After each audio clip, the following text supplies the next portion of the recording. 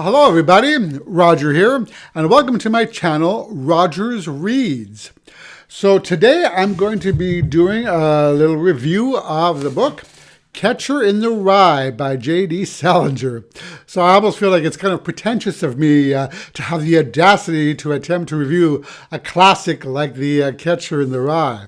Now I actually read this book as part of a read-a-thon challenge put on by Michael over at Catalyst Reads, and I'll put a link down to his channel below. So this was one of those books that I remember I had to read in high school, but for whatever reason, I do not believe I finished it and actually remembered nothing about it. So I figured that this is probably one of those long, overly wordy, obtuse classics. But boy, was I wrong. So I ended up really, really loving this book. So The Catcher in the Rye follows and is narrated by a 17-year-old boy named Holden Caulfield, who has just been expelled a few days before Christmas break from yet another boarding school, this time Pensy Prep, for poor grades. Now, given that his parents won't receive his expulsion letter for many days yet, Holden decides to lay low for a few days before heading home to face their wrath. Now, Holden is kind of a misanthrope. At times, he seems to be disgusted by humanity, while at other times, he's fascinated by it.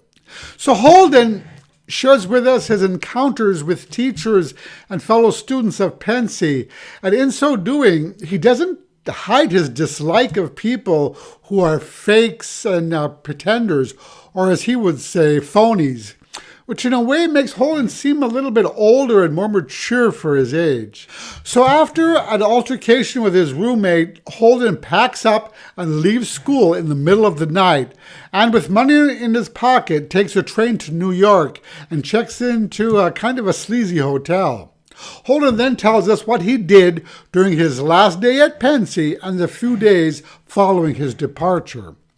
So through his first-person narrative, we learn about his oldest brother, D.B., who is living in California, his younger brother, Allie, who died when Holden was 13, I believe, and his little sister, Phoebe. And it's funny that he hardly ever mentions his parents, but perhaps not mentioning them is actually saying something very important about his relationship with them. Now on to the prose, or what I liked about the book. Now this, in my opinion, is the perfect example of voice in writing. It felt like I was hearing these words right from the mouth of Holden, and I have to say that reading this book kind of brought out my inner 15-year-old. There were certain parts of the book where I ended up just laughing out loud hysterically at his running commentary, his exaggerations, and his unique insights about the world, all peppered by his use of very colorful language.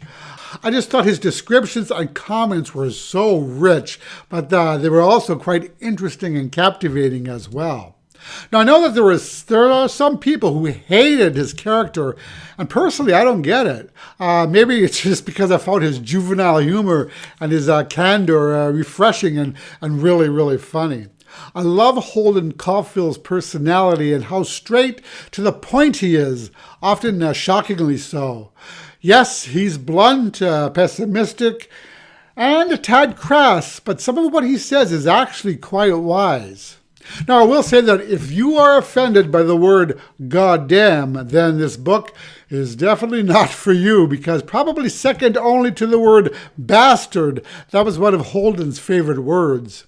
It cracked me up how anytime someone would mention someone's name, Holden would chime in with, "Oh, that bastard."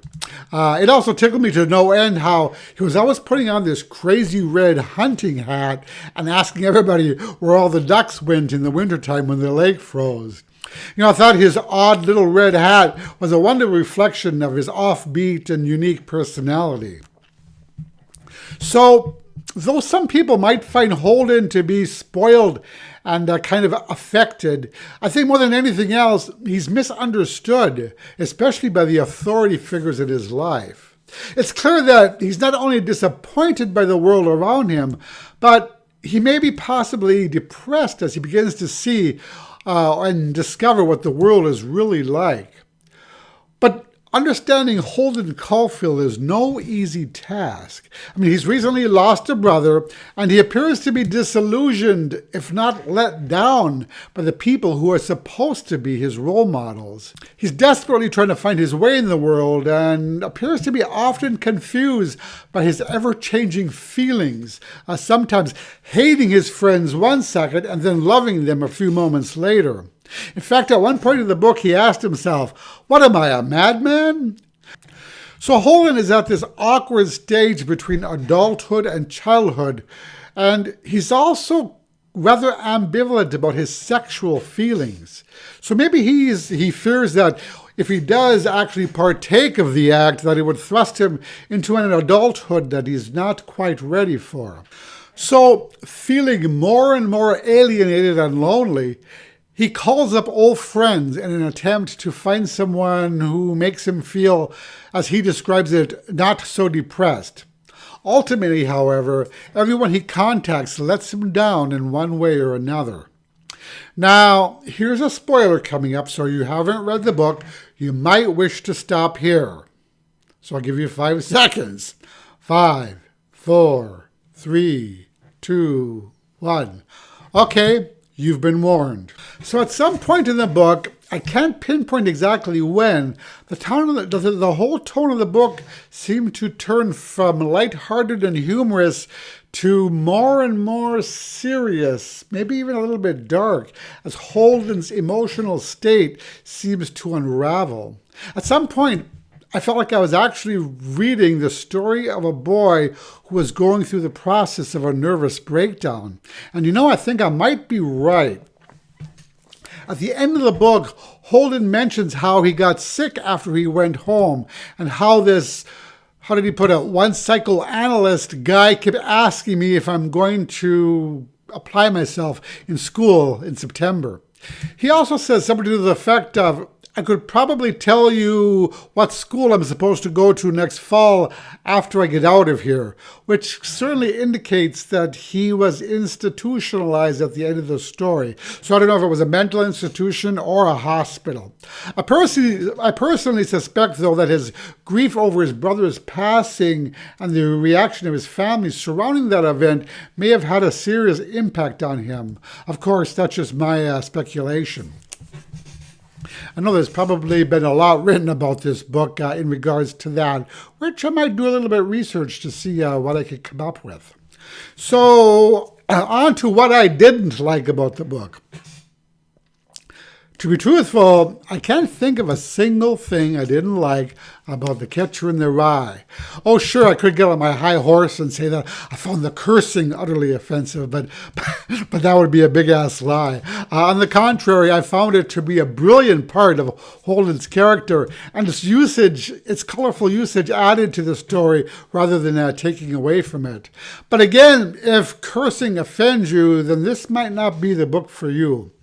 The only thing I disliked about the story was that it was too short. I wanted more. So on to my final verdict.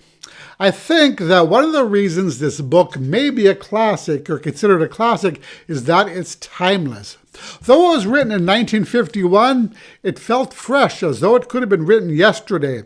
And in it, I feel Salinger expertly captures the mind and essence of a teenage boy, whether that be a boy in 1951 or in 2018. The prose was beautiful and left me wanting more. So in summary, I loved this book. And in my opinion, it's a masterpiece. I really don't know why it took me so long to read it. I wish I would have read it sooner. Holden was so real for me in all of his crassness, his jumbled meanderings, his random musings, his digressions, his improper grammar, his obsessive need to lie about everything, especially his name, and his general confusion about life. I was so sad to see this book end. And in leaving Holden, I felt like I was saying goodbye to a dear friend. So yes, I will definitely be rereading this book, probably several more times. This was truly a fun novel to read, and of course, I gave it 5 stars. So that is my little review of The Catcher in the Rye. Have you read this book? If so, what did you think about it? Let me know in the comments. I'd love to know. And so that's it. Thank you so much for watching. As always, I appreciate your support, and I will talk to you in the next video. Bye-bye.